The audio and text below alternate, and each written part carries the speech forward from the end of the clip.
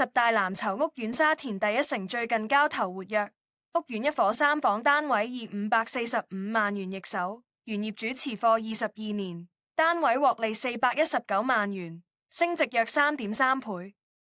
中原地產分區營業經理侯惠良表示，該新成交單位為7座低層2室，實用面積約504平方尺，原業主本叫價568萬元。經過商議後，以545萬元沽出，平均尺價約10,813元。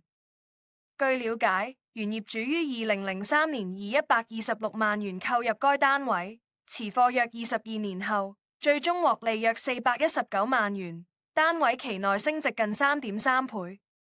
侯惠良表示，由於香港近日拆息回落，從而帶動整體交投，本月第一城暫時錄得22宗成交。